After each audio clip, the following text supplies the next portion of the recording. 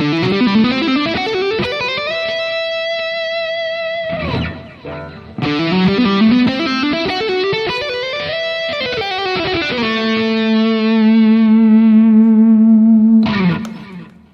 Steve Stine here. Thank you so much for joining me for my 10-minute rock licks lessons, where we're going to be looking at different fun and creative rock licks that you can use in your playing.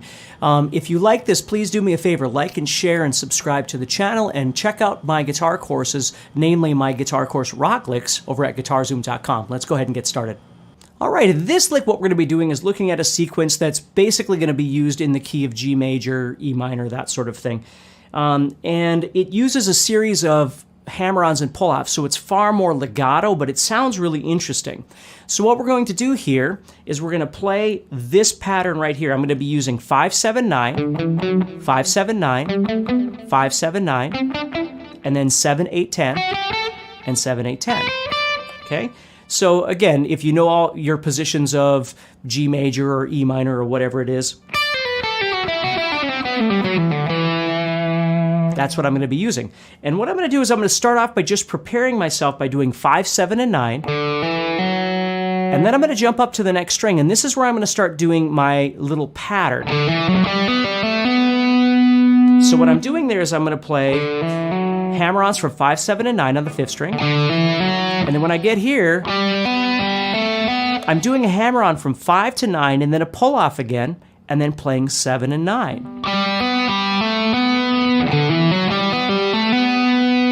And then I go to the next string and do the same thing. And for this particular lick, I just kept doing it, although sometimes I change this, but... So we do that all the way up. So it makes for a great exercise, but also for a really interesting sounding sequence. And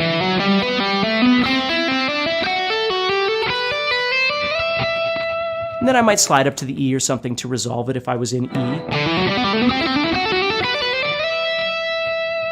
Okay, and of course if you were in some other key, let's say, or I should say mode, let's say you were doing this over a G major chord, you might come off of that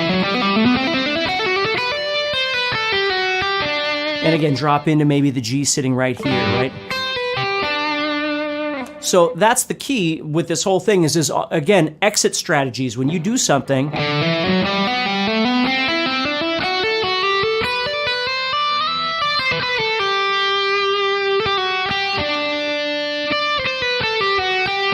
right? Something that puts you in the realm of G, or if you were coming off and doing E minor, which this whole thing will sound great anyway, but you might, move in.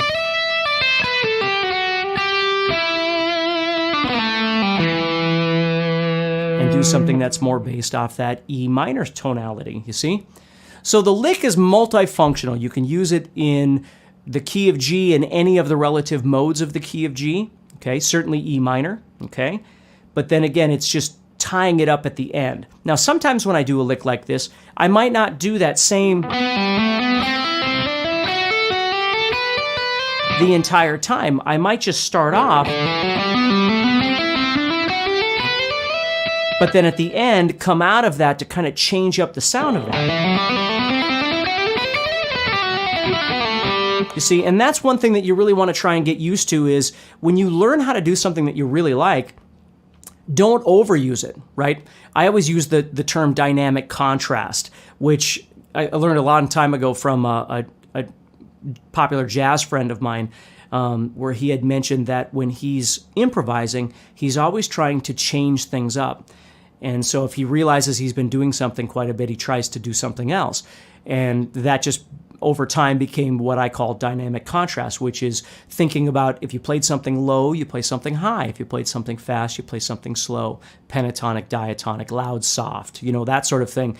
Play, don't play, and it doesn't have to be constant, right? But it's just if all of a sudden you feel like you've been doing something a bit too long, you try and change it up and do something else. So hopefully this lick helps you a little bit, or this sequence helps you. And do me a favor, if you haven't already subscribed to the channel, like and share the video. Certainly comment if there's anything that I can help you with. And check out my guitar course Rock Licks at guitar-zoom.com, among other guitar courses that I've got available there as well, and see if there's anything that I can help you with. So take care, stay positive, and I'll talk to you soon.